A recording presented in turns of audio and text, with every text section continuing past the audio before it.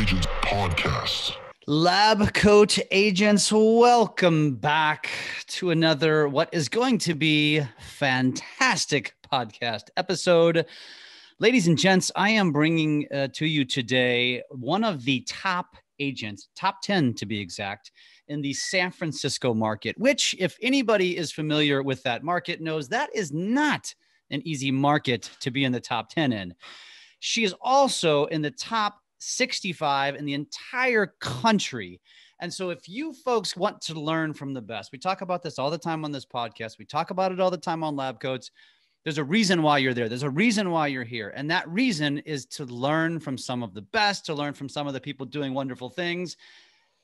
And I am very excited today to bring you not only what I just described, but also a great friend, Ruth Krishnan.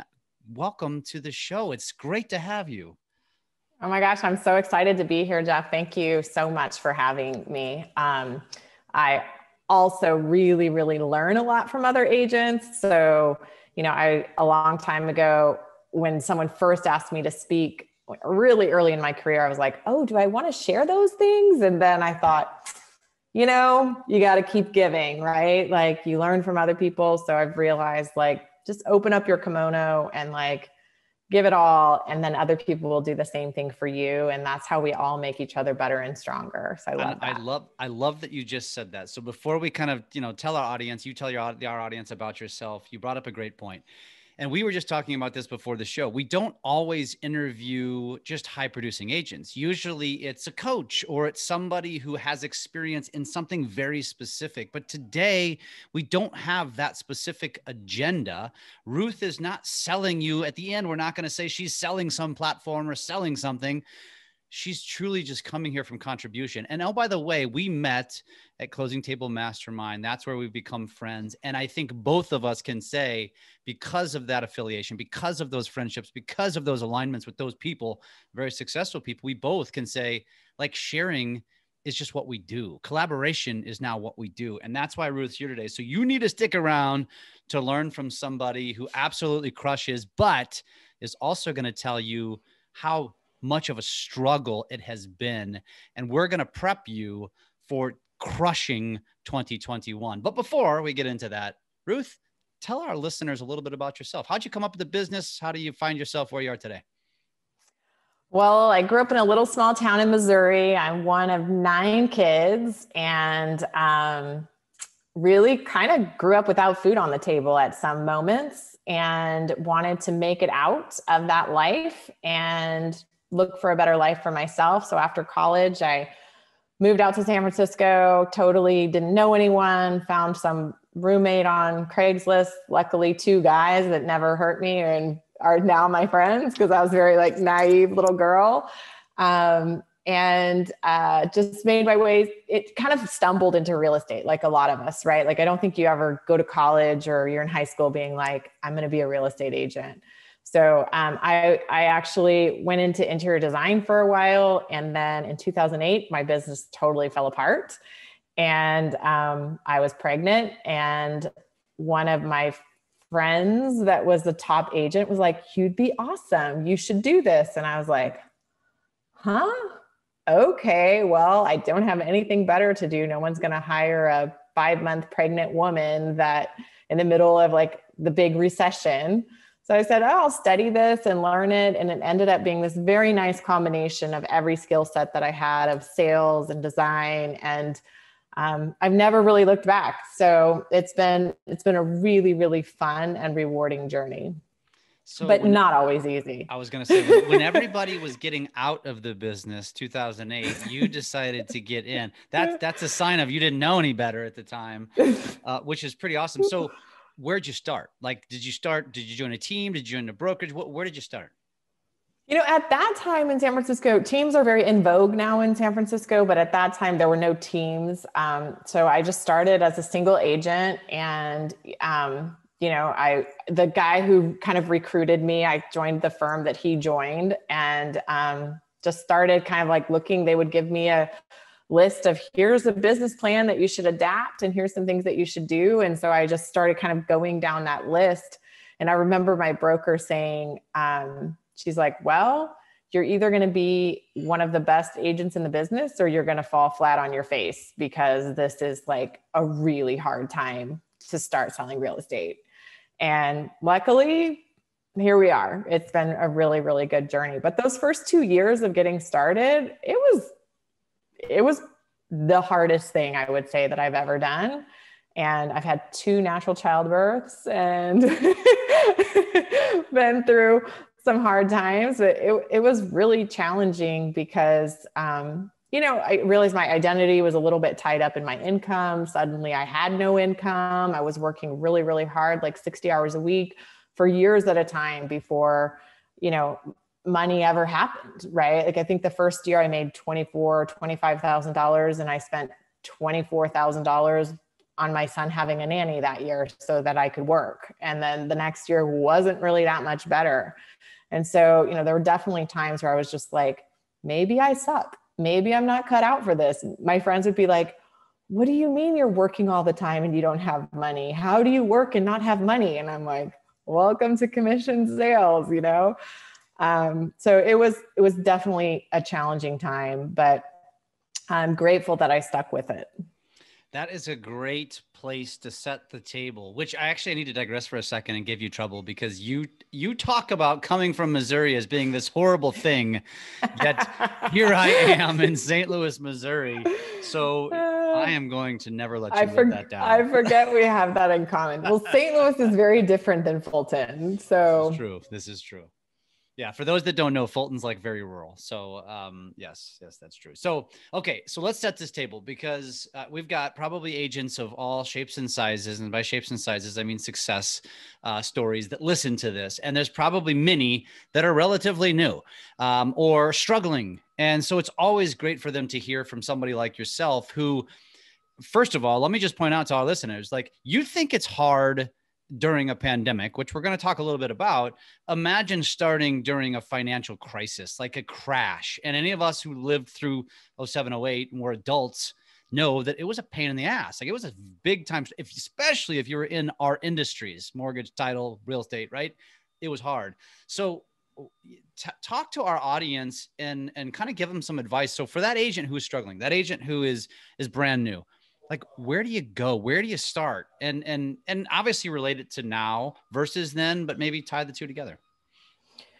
So I think that, the really cool thing about real estate that's different than design, where I fell flat on my face, is that there are templates everywhere. And so I think, whether you're listening to this or different things on lab coats, and, just give yourself a template, set up, this is my plan for this year, and follow it as best you can. And, you may only get 30% of it done, right? But a business plan has to be looked at more than in the beginning of the year on January 1st, and then you don't get it out until next December. And we're like, oh, here's all the things I missed. Like, it needs to be looked at constantly. So I think I have something on my calendar called thinking time, which this morning I did on my bike. And that's a time where an hour, 2 times a week, I'm just looking at my business plan. I'm deciding, like, I have specific questions that I ask myself of, like, what's getting in the way? What do I need to do differently? Like, twice a week. Right. So I think just having that time where you're not in the business, you're out of the business, and looking at the business and deciding and making a choice. This is something that I am promising myself for next year, not being afraid to think big. So I actually realized I was having a text conversation with our friend, Carrie Scholl. And I remembered the previous year she had texted and said, like, next year we're going to sell 1,000 units. And I was thinking, like, I'm sure you will, right? But I was like, wow, that's really big. Because I think the previous year she had sold like 670. And we were just texting recently. She's like, I think we might miss our goal by 30 units. And I was like, remind me again what you did last year. And it was like, 670 or something. And I was like, I'm not thinking big enough, because I looked at my business plan right now. If I showed it to you, the number on my business plan is exactly the number that we're at in this moment. The exact 133 million. Wow. So like, what would it have been if I would have made it 180? Right? Like I was just thinking that, like, I think every year, I raise it a little bit, but like maybe there's a fear of failure there in terms of like not thinking big enough. So this year I told the team, I'm like, we did 133 this year. We're going to do 186 million next year. And that's where this is going to put us. And now I need to figure out how to do that, right? I have to work backwards and make sure that's a plan. It can't just be, pie in the sky. You need a plan for how it's going to happen. So did I just read or hear you correctly in the sense that you said, essentially, you caught yourself that you're making goals that are achievable? But you're saying that you now are telling yourself you need to make goals that are much bigger than that. And if you don't hit them, like, and I've heard this before, I don't know exactly how it was said, but it's like you set a goal so big that if you don't achieve it, you still crushed last year's numbers, right? It's something to that effect. Yes. Is that kind of the mantra that you're now following? Yes. Aim for the moon and fall on the stars or whatever it is, right? Consistently what I've seen in the last 10 years is that when I've written goals, and I do 5-year plans and stuff like that, and sometimes, they seem unachievable, but I constantly am shocked by achieving them. And so why not set them a little bit bigger? Like if you're getting what you're writing down, just write down something more. Why not? It doesn't hurt. Like, I think it's a fear of like, oh, we couldn't possibly do that. But what if you could? Yeah. Well, and so as someone who's now going through this and is doing it, and you're not a psychiatrist or a psychologist, but what do you think the psychology is behind that? Because I'm sure there's somebody listening to this right now thinking, oh gosh, no. Oh gosh. No, like I think and I'm just spitballing here. Is it the sense that they failed? Like, I set a goal for X, let's just say 20 million for just a Midwest agent, which is a big goal, right? They did 10 last year and they're going to double it to 20. That's daunting. Doubling is daunting. But if you hit 17, you didn't fail. You actually did pretty good. But what do you think the psychology is behind doing that? I think that in some ways, I'm not a super woo-woo person, but I do believe in a little bit of brain magic, where when your brain has something as a target, sometimes it just figures out what to do. But you do need to focus on it, right? Like what you focus on does expand. And so it's not going to be that one time setting that business goal. It's really that constant attention to like, okay, if your goal is 20 million, then, that's, let's say 1.5 million per month. And how many transactions is that for you based on your average price point? What does that come out to? And every month, looking at that. My team and I look at the numbers every single week. It's like, okay, here's the goal. Where are we? What did we do last year? Like, what's happening? What else do we need to do? And so I just think that constant focus is going to get you there. Yeah, no, I agree. I mean, it's funny because I just actually did a post earlier today to a social media group that we're both in, right? And the question was, and there was a reason behind it, but it was, do you set goals? And I'm not going to get into the weeds on this, but the point of it was, for me, for my psychology, if I set a goal, whether it's how many miles I'm going to run, about that one.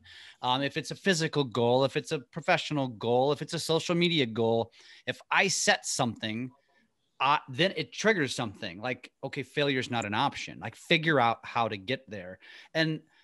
But then I have to stop and pull myself back and think to myself, okay, not everybody listening to this, for example, might be wired like I am. They may not be as neurotic as I am. And I'm not even sure. I've seen your spreadsheet. I'm not sure where you fall in the spectrum, but where do you think you fall? Like, so what advice would you give somebody who says, okay, Jeff, I get it. You're just psychotic. Good for you. I'm not wired that way. How would you get somebody to trip their wire to get themselves to do what you're doing, which I don't want to beat this horse, but I think it's interesting because it's coming from the horse's mouth in this case, of somebody who just did it. Like, what would you tell somebody, a young agent that says, gosh, Ruth, this is crazy talk?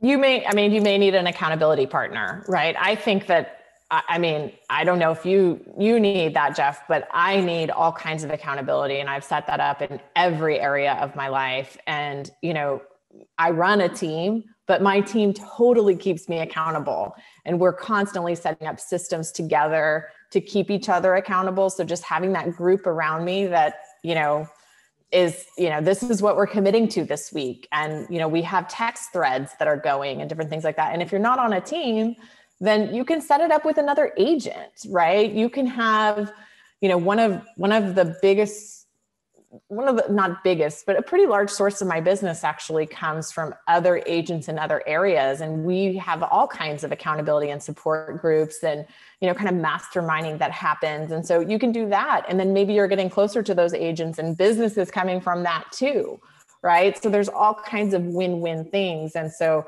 I think accountability is huge. Like if you, either hire a coach or have a friend or are on a team, just making sure that you have those systems set up. Because I noticed that I don't think I'm really far on the spectrum for being like hardcore, but I do, you need to know what works for you. And I do feel like accountability works for me. So I feel a sense of like, I don't want to be embarrassed. I don't want to let people down. I don't want to be the slacker, right? So for me, I know that motivates me. And so I've set up a lot of systems in my life that have that constant accountability as part of it. I love it. I love it. So where you mentioned something, which was you have referral partners. And so it's like you almost set up a group. How did that come about? How did you go about setting that up? And how would you recommend somebody who might be thinking, I never thought about that? Oh, I think it's honestly one of the things that's nearest and dearest to my heart. So I set up when I first entered the business, I was in this coaching program and I don't think I had sold a house yet, but I was listening when people would say, I'm from here. And then I kind of walked around the room later and said like, hey, I tried to find people who were at that point doing like $10 million. So that we're like kind of getting started in the business, but we're doing okay or pretty well, like in this area, right? The average price point's like 2 million. Or 1.5. So 10 million is not that many transactions as it might be in a lot of places. But then I said, like, let's have like, every time we come down here, let's have lunch together and brainstorm and have like add value to each other and figure out how to push each other along. And so that was my first one. And I think people like to be organized, and that's the skill that I've realized, like I can do that. I can put people together. I can follow up on calendars, that sort of thing. And so, by the way, I got an $8.5 million deal out of that group when I was like newish. Game changer. Even in San Francisco, that was a big number. That house is now worth like 15 million. But now fast forward to, I think 3 or 4 years ago, I was like, I want to take this to the next level. I want to set up a better group of agents I had kind of surpassed those agents. So I was like, I want to set up something where people have surpassed me, because I always want to be the dumbest one in the room, like always, always, always.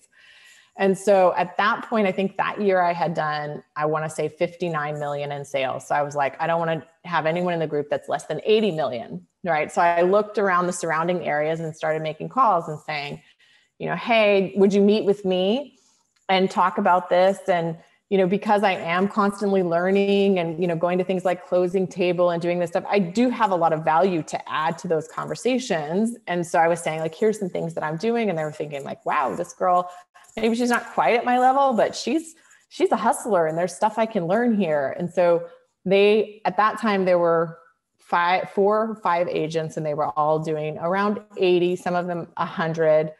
And so we started meeting for a monthly lunch. And now that group has gone from 5 to 9 agents. And I think the top agent in the group does 300 million. And the bottom agent in the group does probably around 100 or 120 or something like that. Wow.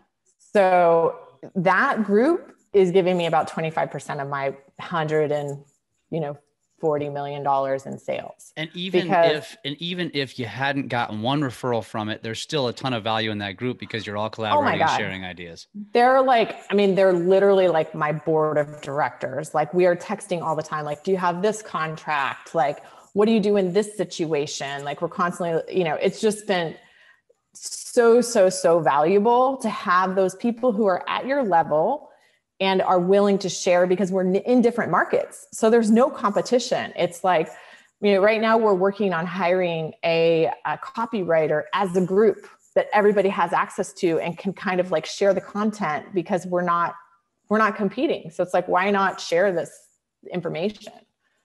Yeah, totally. I mean, I love this because I was expecting something more elaborate, and that is why I love it so much, because it's so simple. So when you said, because first of all, I was thinking, okay, San Francisco, big market, you're going and collaborating with people literally outside of your state for people moving to San Francisco. But no, there are people, and you're meeting for lunch. Clearly that's not the case. They're all within the area, right? They're within an hour's drive. That's fantastic. And so even if you're not, okay, so if you're in a big market, that's very easy to do, because a lot of you have different areas that you focus on. Not that you wouldn't take a deal an hour away. But I guess that's the point of this. So I correct me if I'm wrong here, but when you started this, and this goes back, what I wanted to say is like, surround yourself with people that, you said it, that are doing more than you. Like, that is so freaking important. We've talked about this before. I drive it home, like, always be leveling up. This is why you and I belong to a thing like Closing Table, because there really is no leveling up from there. It's the best of the best, but it's always recycling, and there's new people coming in, which is why it's so valuable for us.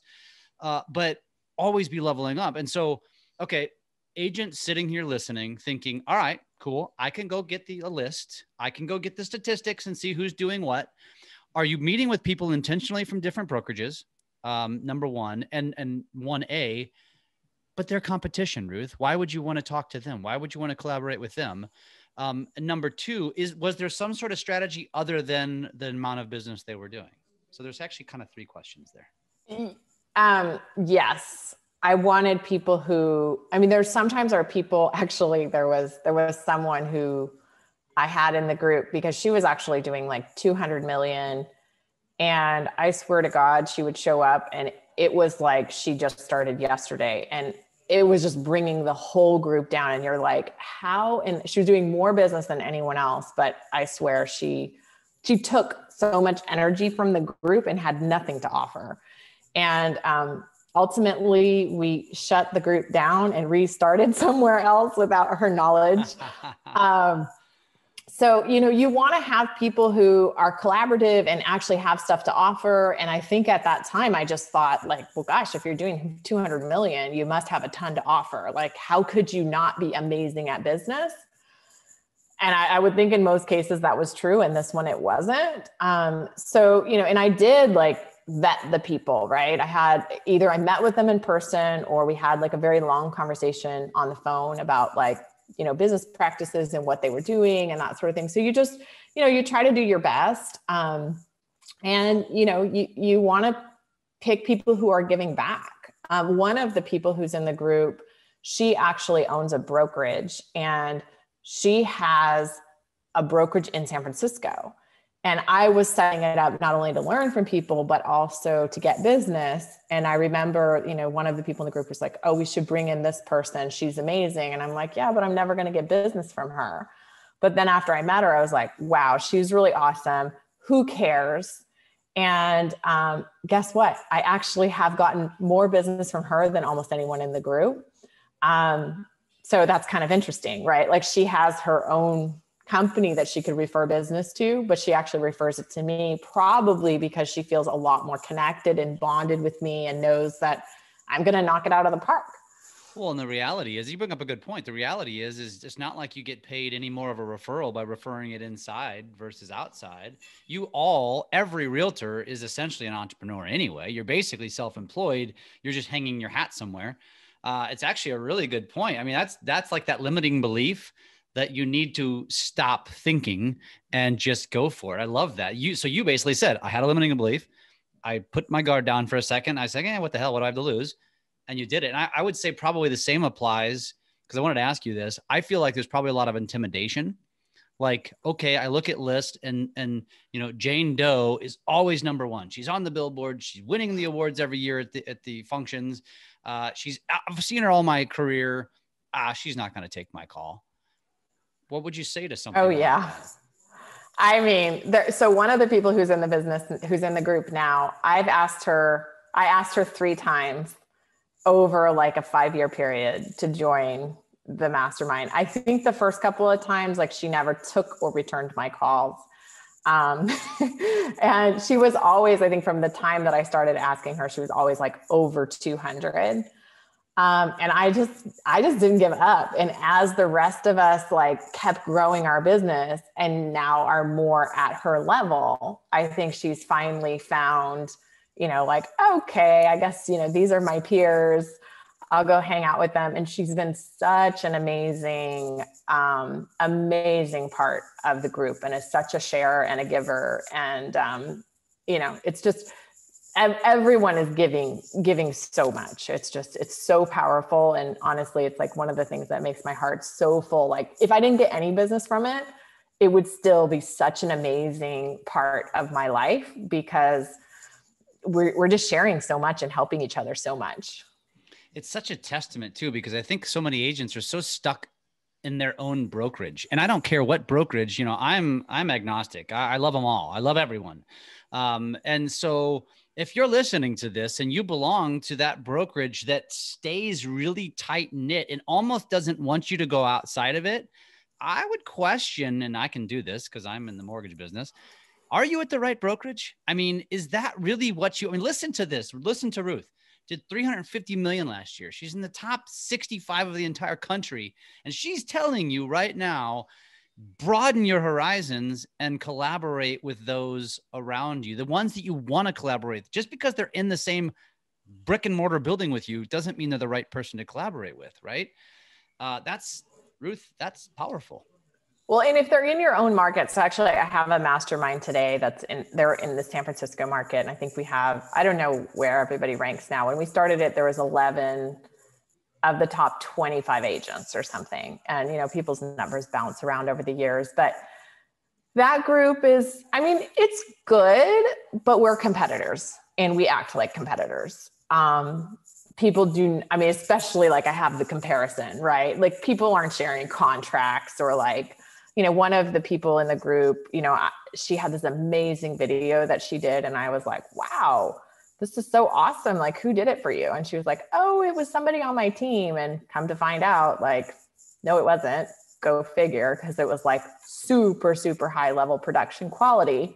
But like, she didn't want to share the vendor with me, which, so that kind of stuff, like I would do that with someone in my market and I have 100%. But that kind of stuff is going to happen where people are just more guarded because I think there's more than enough business to go around, but there are things that I wouldn't share with that group that I definitely would share with the other group.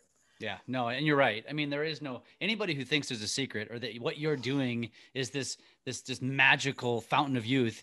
You're wrong. There's I don't no care. magic bullet. 100%. You're wrong. And you and I both know this. We talk to successful people. There's a reason why successful people stand on stages and share their quote unquote secrets, because they're not secrets, they're strategies. The reality is for the majority of you, they know you're not going to do or put in the time and effort that it's going to take to do what they did. And that's why they're not afraid to share. Am I right? I think you're right. I like to think that I've evolved past that and I'm like, please do it. I hope that everyone does do it. But when I'm doing it in my own market, I am thinking more that way is like, well, who's actually going to do this stuff? Like I've stood up on stages and been like, here's my list. Here's the words I use in my listing presentation to get 6% to my competitors.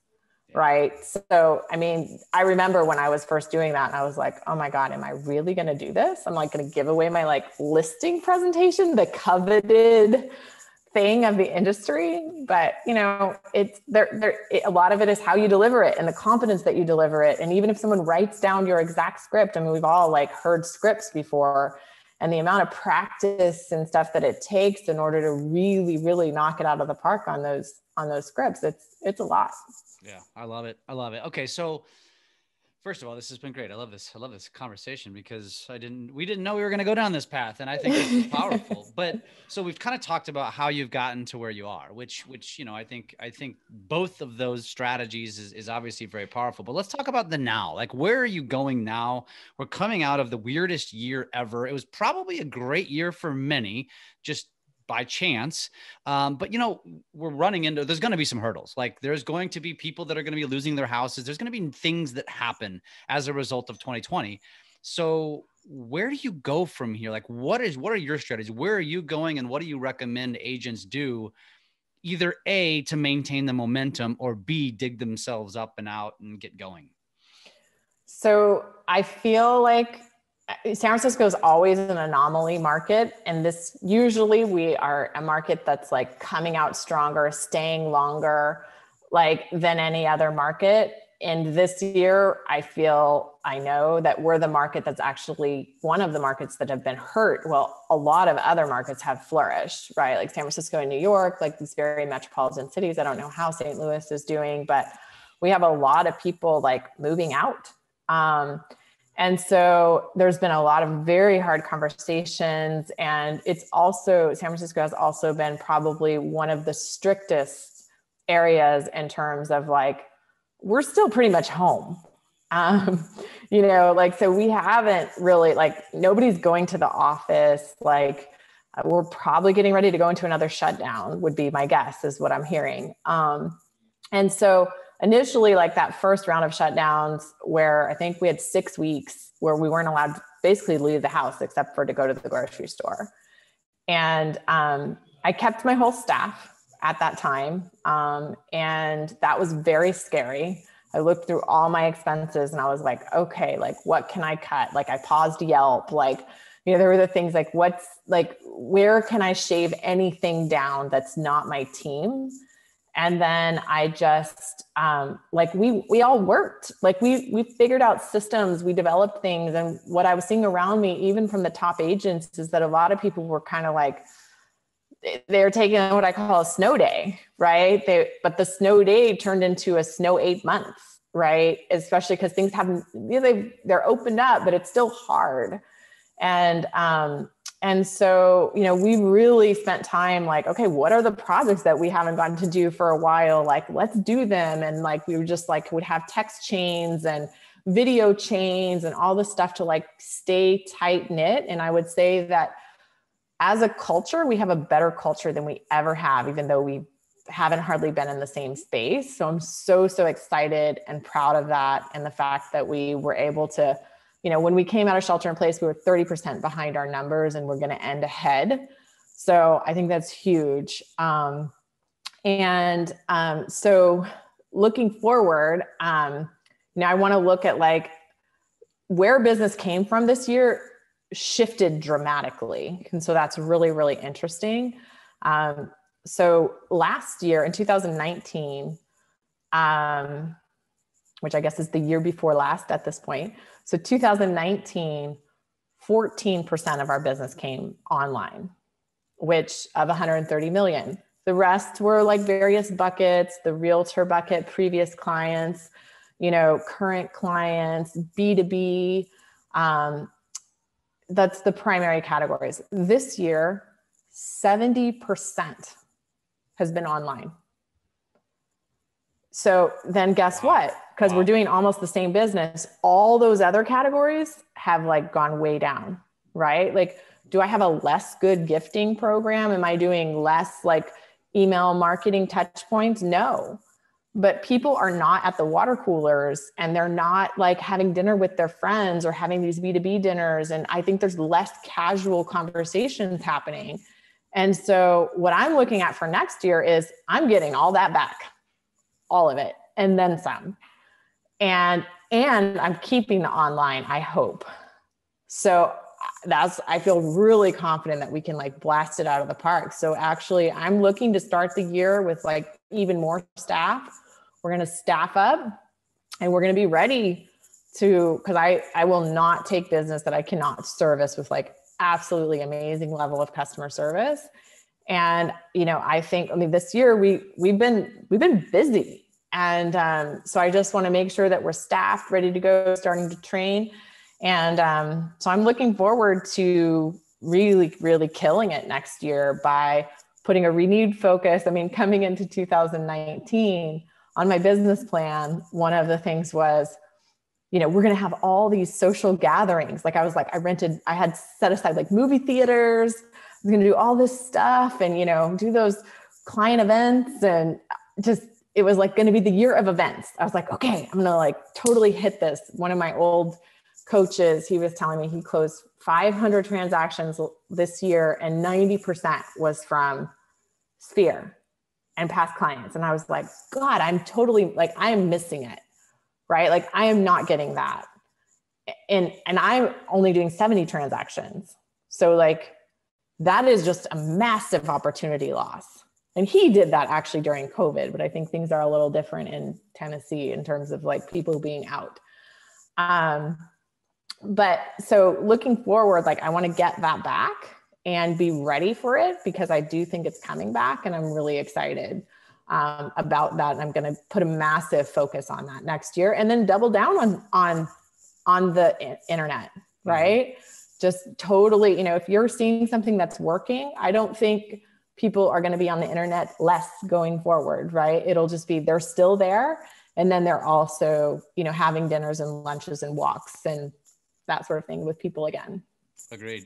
So let me ask you a question that's a lot to unpack. Let's talk about what you were doing specifically this year, last year, 2020. So you shifted and went online. What does that mean? Were you buying leads? What were you doing? No, actually, no.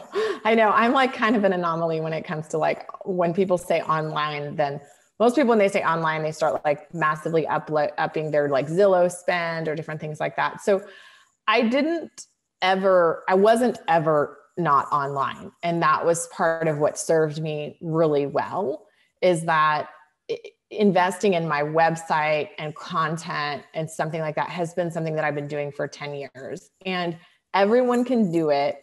Like I rank in the top 3 search terms on almost anything real estate related for San Francisco, which when I started, people told me that could never happen. They're like, you'll never be able to compete with Zillow, or Compass wasn't around then, but the big Sotheby's, whatever. Well, those companies aren't even focused on that stuff. Right? I mean, Zillow is, right? But the other companies are not. They don't take it seriously. So just that consistent, like organic stuff, like over time, it will work.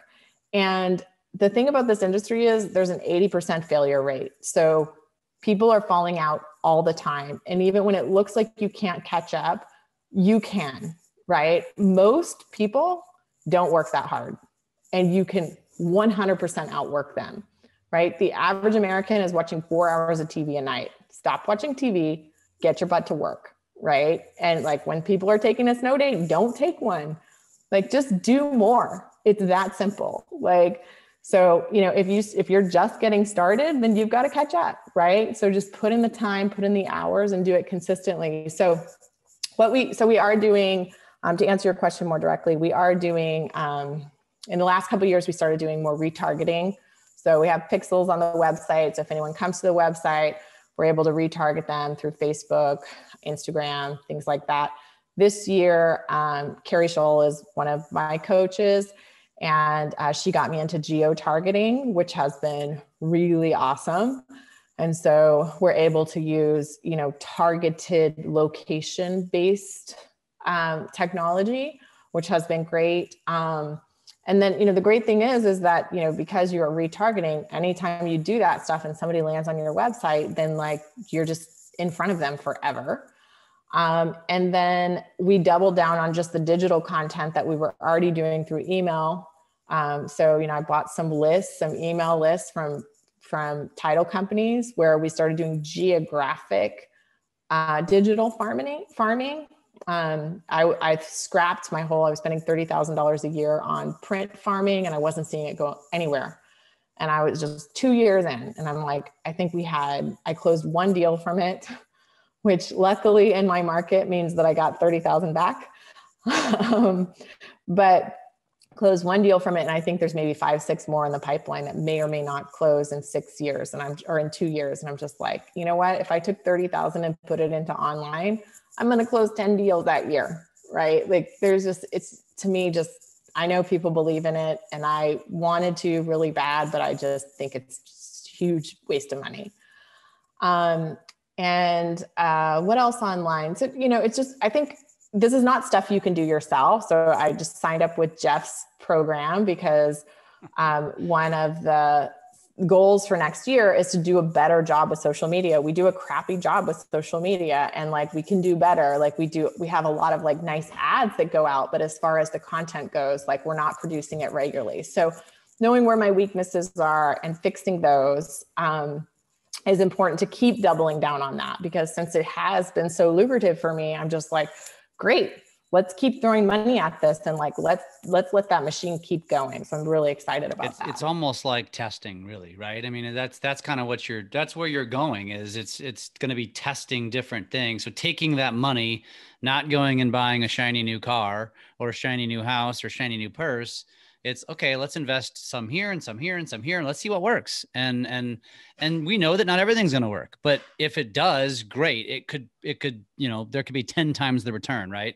And then it just spirals your business into a whole nother stratosphere. And that money is something that's really important to mention. I think the average like business in the United States has like a 10 to 15% profit margin. And I think most realtors think they deserve like 50 to 80% profit margin for some odd reason. They don't want to invest in the business, right? And so like real businesses spend money. And, so if you want to have a successful business, then like spending the most minimal amount that you can is not going to get you there. So like from the get-go in my business, like I've always put in 50%. Like when I do my business planning, it's like, okay, last year I made 100. I'm going to take $50,000 and figure out where to use that. Right. And so I'm still doing that to this day, even at the level that I'm at, which is how like, it's like, okay, well, how do we figure out how to allocate and spend this money? And that's helped me grow tremendously. Stop it. So you make if you gross $1 million, you're putting 500K back into your business. My current expenses are $100,000 a month. Pause for a moment while I get up off the floor. Geez, Ruth. I mean, and here's the thing. I don't want people to lose sight of that. Like, just turn it off because I'm not in that arena. You heard what she said. Like, and I remember what she said 30 minutes ago. First year, 24 grand, spent 24 grand. 24 grand in San Francisco means she's sleeping on a street corner. It doesn't even buy you a cup of coffee. And so it's all relative, folks. But I think that honestly, I thought the beginning of this podcast was amazing. That right there might have just been the game changer for a lot of people, because I don't think, and let's end with kind of some parting thoughts on this. I think a lot of people will struggle with the mindset of what you just said. Like I got into real estate because I want to make money, because I want to buy stuff and I want to travel and I want to do these things. I can't do all that, Ruth, if I have to spend 50% of my paycheck like that. I don't think people can wrap their head around that. What is the best piece of advice you'd give somebody to put themselves in the right mental place to go there? It's always going to feel scary. I mean, my first assistant, it was $80,000 hire. And that year, I remember I made $189,000 the year before. And so I was like, okay, now I'm committing to $80,000 to hire this person. That's like half of what I made. And I don't even know if I can make it again, or was that a fluke? Right. And so for me, I think it's taking it month by month, right? Don't ever think about the 80,000. Just think about what's the monthly cost. Can I handle $4,000 a month or whatever it is, $3,000 a month? And the answer is yes. And then also thinking about like, how many transactions like the way I thought about it is like, okay, well, if I hire this person and she does all this stuff, and then some, can I do an additional X, what your average price is? So for me, it was like 4 deals. Can I do an extra like 4 deals or 5 deals or whatever it is by having this person full time and helping me an extra 40 hours a week? And the answer was an emphatic yes. Right. So I think thinking about it that way is huge. I mean, you luckily do not ever have to write a check for $80,000 on the front side. You know, if somebody's not working out and they're not earning their way, you let them go and you hire someone else. So for me, that's been huge, is just like, don't ever think about the full amount, because otherwise I mean, for me, it was still scary. I felt like I was jumping off a mountain and I was just like, oh my God, this is going to be stupid and scary. And how am I doing this? And I still feel like that sometimes when I'm making big hires. I love it. And knowing who one, you know, your coach is, and also our good friend, Carrie Scholl, I'm not even the slightest bit surprised that you have a budget that high. But for those that are just starting out, I mean, I agree with you. I think that's the way you have to think about it. What is the monthly cost? If I have to hire a $50,000 a year employee, what is it going to cost me per month? And how many more deals is it going to get me? But that's the key right there. You're not hiring them so you can work less. You're hiring them so you can focus on the things that you're good at, so you can get more deals, right? I think that could be the thing that a lot of people get lost. I don't know. I was always hiring them to work less too, as well. Like every hire is like, I'm going to buy a little bit of my life back. Right. So, I mean, I do work less hard. You're right. A lot of it feels less hard because I'm working more of the stuff that I want to work on. But I remember like that year that I sold, like second or third year that I made the 89,000 or whatever. And I remember telling my broker, like, I never want to make more than 100,000 in this business because I can't work any harder. Like, I can't. And she was like, what? Like, that's crazy. And I'm like, I'm good. That's interesting that you said that, because you're right. And I can feel that. I know you can feel that. I probably work more hours than I ever have, but I do very little actually in the mortgage business anymore. I do mostly social media related stuff, but I love it. So it doesn't feel like work. Like, yeah. I don't mind it. Like at night, like, okay, take off for a few hours to go spend time with the family. As soon as I go to bed, I'm back into my office.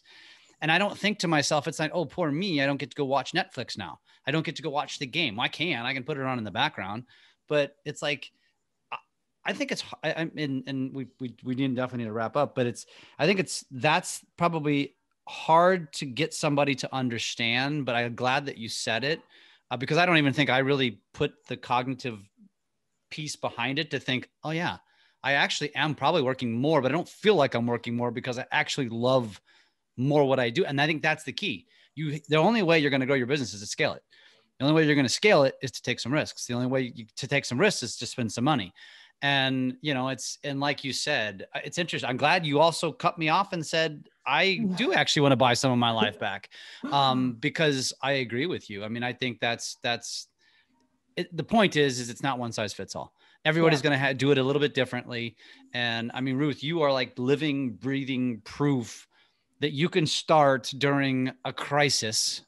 Hey, folks, we're in a crisis right now. You can start in a crisis and you can grow your business and become one of the top agents in the entire country just by doing some things that, you know, again, I don't think anything that Ruth just told us is the equivalent to, you know, like chemistry or an algebraic equation that you don't understand. Like what she did is just good old fashioned hard work, aligning herself with the right people, collaborating, and continuing and taking some big risks. But that's the name of the game. Ruth, do you have any parting thoughts? Anything? I mean, that's a lot. We just covered a lot of stuff. I think this has been insanely valuable for our listeners. How do you want to leave them? I'll leave with a quote that I'm probably going to butcher, but there's one of my favorite ones that says, like, success is found doing the consistent items every day, or something to that effect. I think is John Maxwell. And I think that sums up everything pretty well. Or change, if you want to change your life, change one of your daily routines, I think is another way to say it. I love it. I love it. So Ruth, if somebody's listening to this and they're like, man, I love this woman, would love to connect with this woman. How can I find her? How can I reach out to her? How would they do so? Well, Jeff's going to help me do better on social media. So if you look up the Krishnan team on Instagram, you can find me there. Or Ruth Krishnan on Facebook. You can find me there and direct message me, and I'd be happy to help you guys in any way that I can. I love it. And if I have my druthers, she'll be on TikTok too. But we got to work on that. We got to work on that. Ruth, this has been fantastic. As always, it's great to get to reconnect with you and pick your brain. This is awesome. I mean, it's fun just to talk with somebody who is just doing it.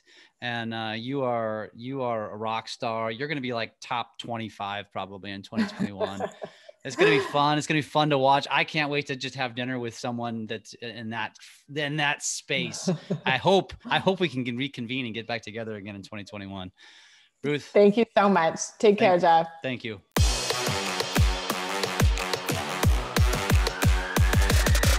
Lab Coat Agents Podcast.